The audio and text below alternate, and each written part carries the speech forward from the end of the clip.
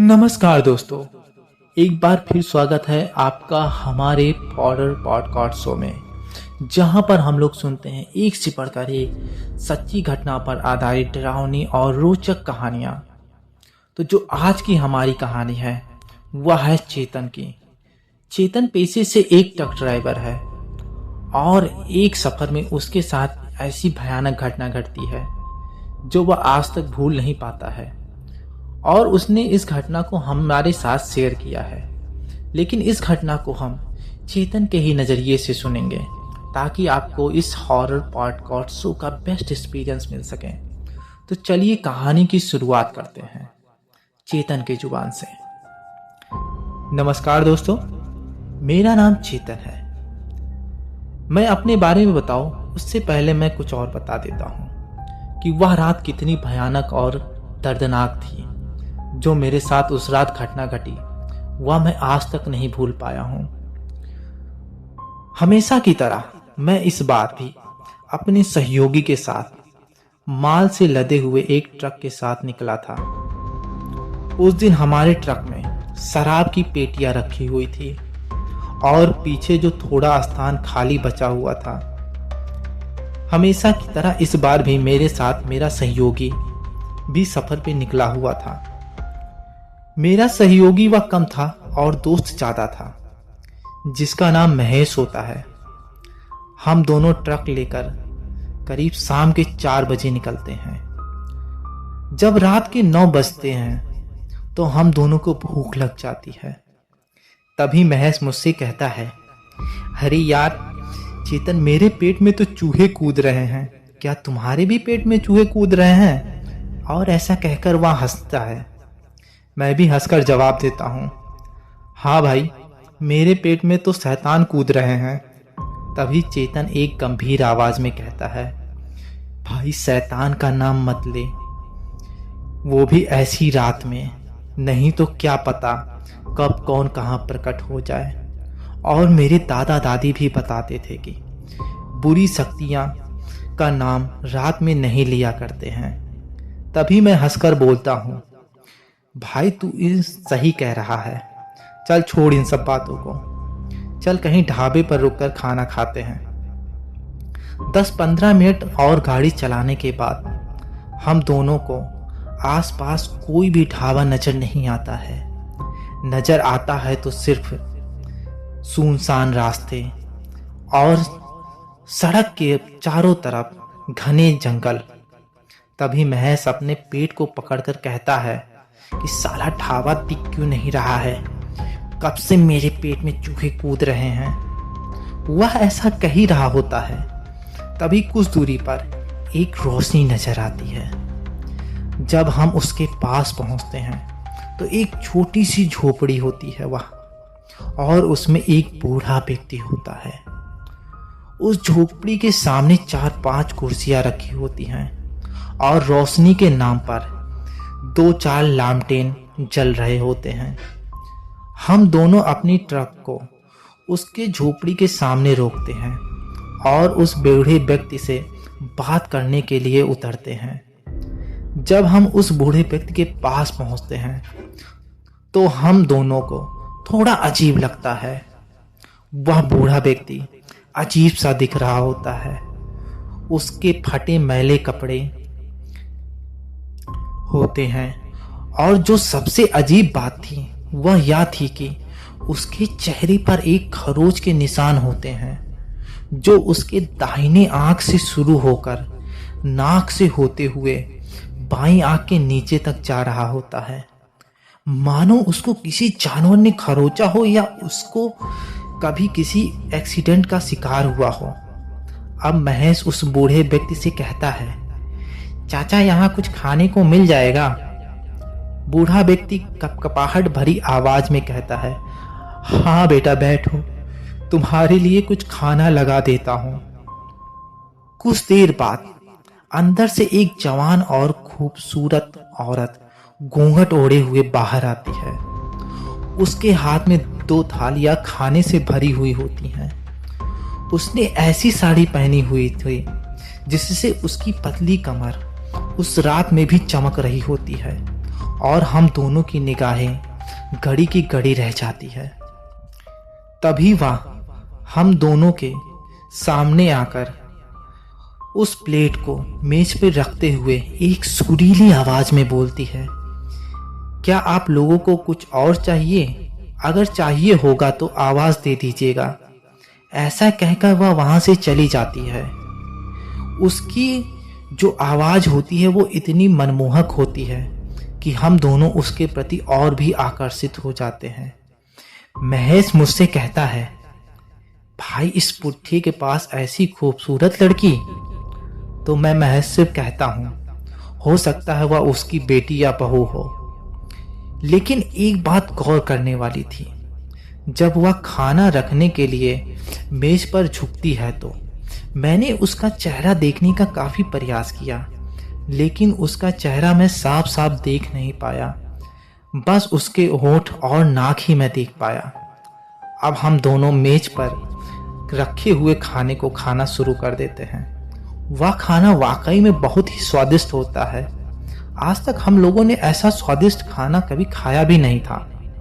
खाना खाकर हम दोनों उस बूढ़े व्यक्ति के पास जाते हैं और उसे खाने का पैसा देकर वापस अपने ट्रक में आ जाते हैं और एक बार फिर से अपने सफ़र के लिए निकल जाते हैं। लेकिन हम दोनों उस लड़की की ही बात उस ट्रक में भी कर रहे होते हैं और तभी मुझे ध्यान आता है कि मैं अपना पर्स उस ढाबे के टेबल पर ही छोड़ आया हूं और उसमें काफी पैसे होते हैं।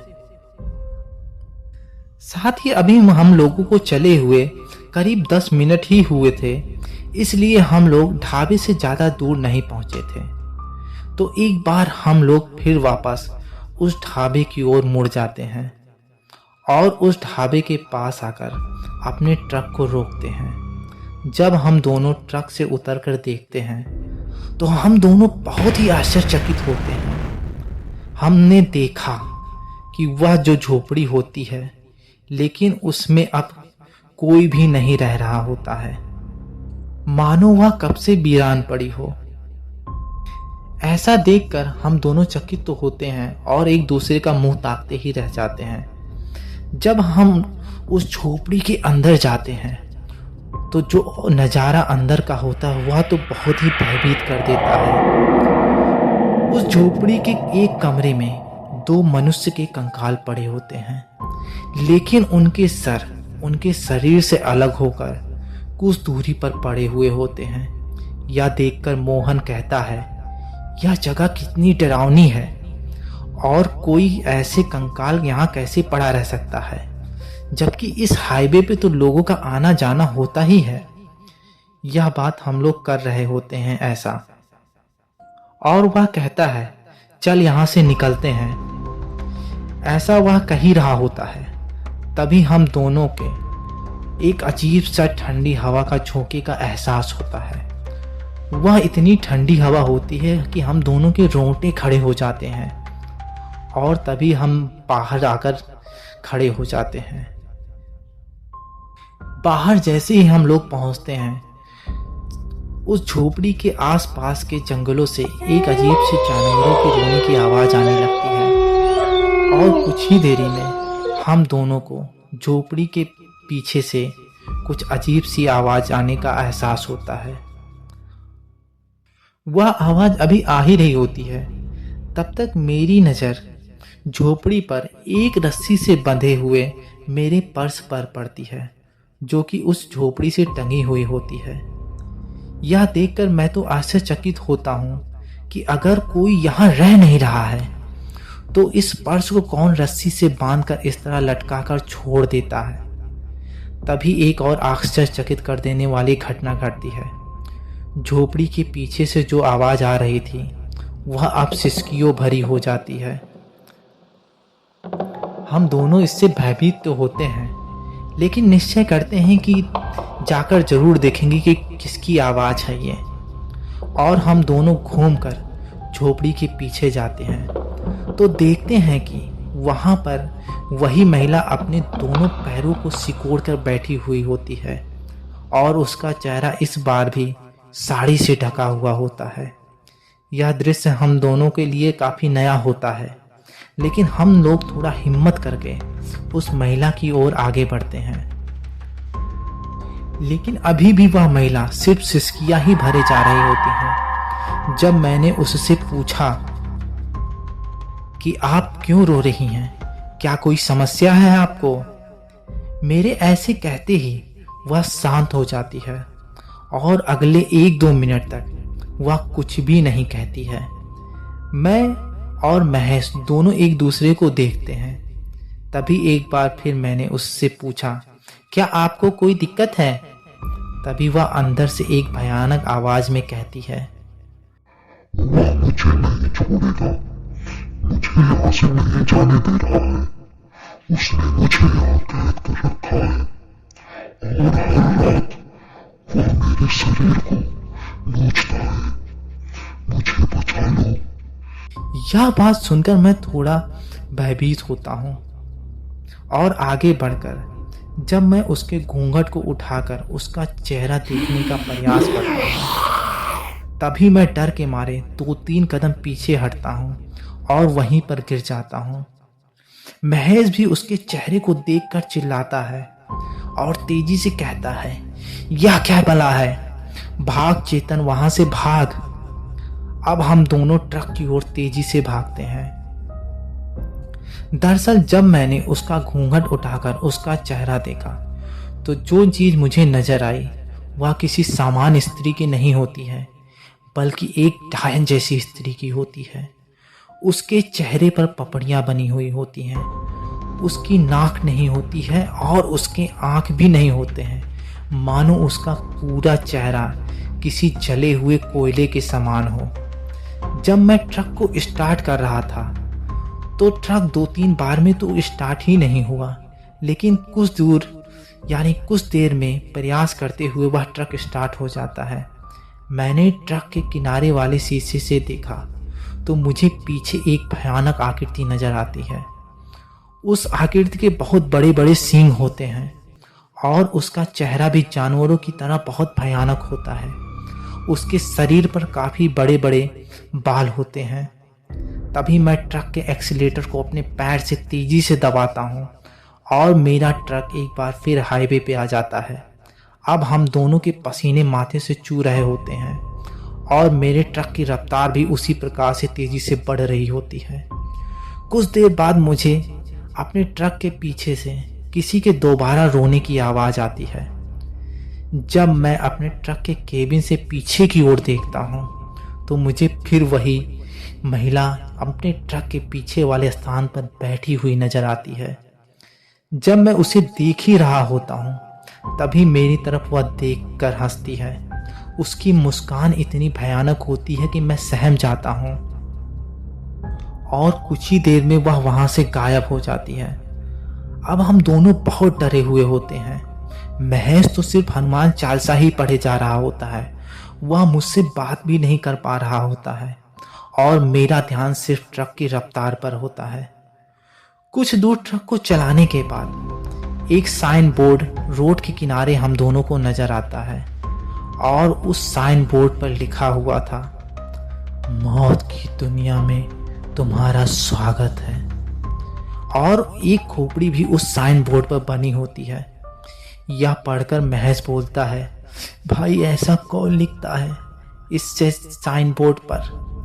जब मैंने साइन बोर्ड पढ़ने के बाद सामने देखा तो मुझे कुछ दूरी पर एक भयानक साया नजर आता है और अगले ही पल वह साया हमारे सामने वाले विंडशील्ड पर आकर चिपक जाता है। वह एक भयानक हंसी हंसता है और साथ ही वह अपने नाखून से विंडशील्ड पर एक पंजा मारता है। इससे हमारी विंडशील्ड पर खरोच पड़ जाती है। यह सब होते ही मैं ट्रक का ब्रेक तेजी से मारता हूँ और ट्रक पर जो साया चिपका हुआ होता है वह रोड पर जाकर कुछ दूरी पर गिर जाता है। असल में वह कोई साया नहीं होता है, वह एक डायन होती है जिसके चक्कर में हम दोनों उस रात फंस गए होते हैं। अब मैं एक बार फिर से अपने ट्रक को तेजी से चलाया और उस डायन को कुचलते हुए आगे बढ़ गया। तभी मैंने एक बार पीछे मुड़कर देखा कि वह डायन हवा में उड़ रही होती है और हमारे ट्रक के पीछे आ रही होती है।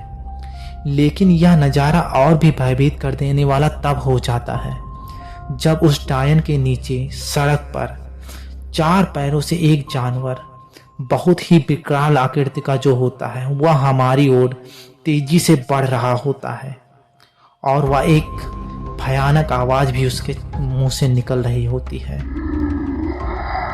और कुछ ही देरी में वह डायन हमारे ट्रक को पीछे से पकड़ती है।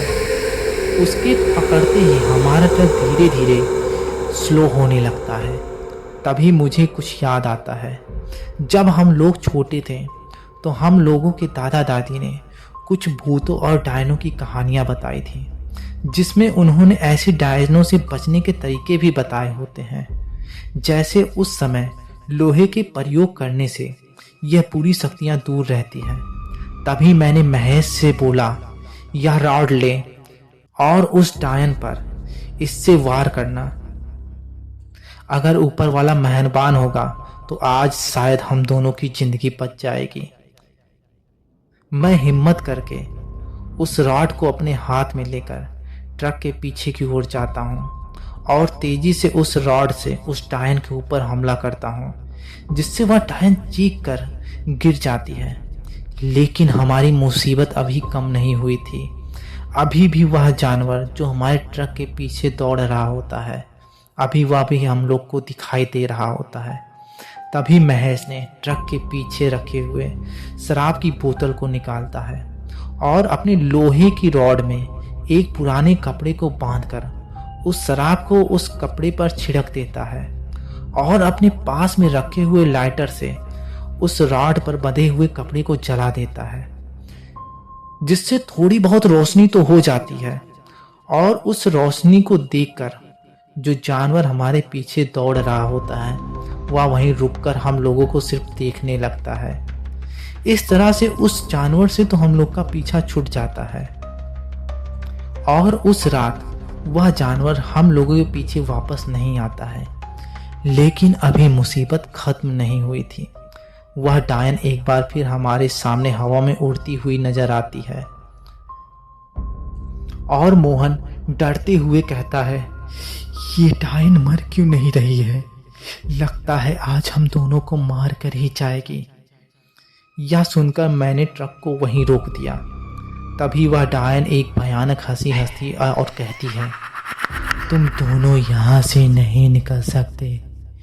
यह मेरा स्थान है और यह मेरा माया जाल है। जो एक बार इस जाल में फंस जाता है वह कभी भी यहाँ से बचकर नहीं जा पाता है। तुम दोनों को भी मैं एक भयानक जानवर में बदल दूंगी। तुम दोनों मेरे पालतू बनकर रहोगे। यह सुनकर हम दोनों समझ चुके थे कि जो जानवर हमारे पीछे दौड़ रहा होता है वह भी कभी हम लोगों की तरह कभी न कभी इस रास्ते पर आया होगा और इस डायन ने उसको भी अपना शिकार बना लिया होगा। तभी मुझे अपने दादा की और एक बात याद आती है कि शैतान और बुरी आत्माएं आग से हमेशा दूर रहती हैं।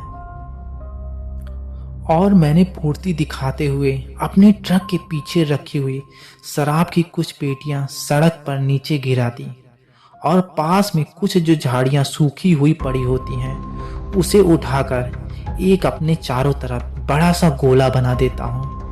लेकिन तभी मुझे अपने कानों में महेश के चीखने की आवाज आती है और जब मैं पीछे मुड़कर देखता हूँ तो वह डायन गुर्रा रही होती है और महेश का गला दबा रही होती है। महेश भी बहुत छटपटा रहा होता है और उस डायन की वजह से वह सड़क पर वहीं गिर जाता है। मैंने ऐसा देखते ही एक लकड़ी को आग से जलाकर उस डायन के ऊपर फेंका, जिससे वह डायन कुछ दूर चली जाती है और मैंने महेश को उठाकर अपने बनाए हुए गोले में चला आता हूँ और फिर मैं उस गोले को आग लगा देता हूँ। अब ऐसा करने से हमारे पास वह डायन तो नहीं आ पाती है, लेकिन वह वहीं मंडरा रही होती है और चीखते हुए कहती है, नहीं बचोगे तुम दोनों, तुम्हें कोई नहीं बचा सकता है। आज तुम लोग का मरना तय है। उसकी आवाज इतनी भयानक होती है कि हम दोनों अपने कानों को बंद करके वहीं बैठ जाते हैं। लेकिन जब जब भी आग की लपटें कम होती, हम लोग अपने पास रखी शराब की बोतलों को खोलकर उस आग में डाल देते थे, जिससे आग की लपटें तेज हो जाती और वह डायन और भी पीछे हो जाती। हम दोनों ने ऐसा पूरी रात किया और जब सुबह की किरणें निकलती हैं तो हम लोग देखते हैं वहां कोई नहीं होता है। वह डायन वहां से भाग जाती है।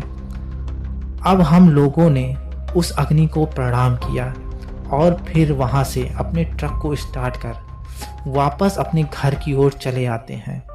वापस आते हुए हम लोगों ने सामने जो झोपड़ी पड़ी हुई होती है उसको देखा। उस झोपड़ी में उस सुबह कोई भी नजर नहीं आता है, मानो वहां सालों साल से वास्तव में कोई नहीं रह रहा हो। और इस तरह हम दोनों की जान बच पाती है। इस घटना को हम लोगों ने अपने दोस्तों के साथ भी कई बार बताया, लेकिन किसी ने भी इस घटना पर विश्वास नहीं किया। इस घटना पे विश्वास सिर्फ और सिर्फ मैंने और मुझे मेरे साथी महेश को था, क्योंकि उस रात जो हुआ वह आज भी हम लोगों को भयभीत करता है। तो दोस्तों, ये कहानी आपको कैसी लगी? अगर कहानी अच्छी लगी हो तो वीडियो को एक लाइक जरूर करिएगा और कमेंट बॉक्स में बताइएगा कि आपको इस वीडियो के किस पार्ट में ज़्यादा डर लगा। और साथ में ही मुझे ये भी बताइएगा कि मेरे वीडियो आप लोग कहाँ से देख रहे हैं, और अपना नाम कमेंट बॉक्स में ज़रूर पिन करिएगा। फिलहाल पूरा वीडियो देखने के लिए बहुत बहुत धन्यवाद। मिलते हैं किसी नए वीडियो के साथ।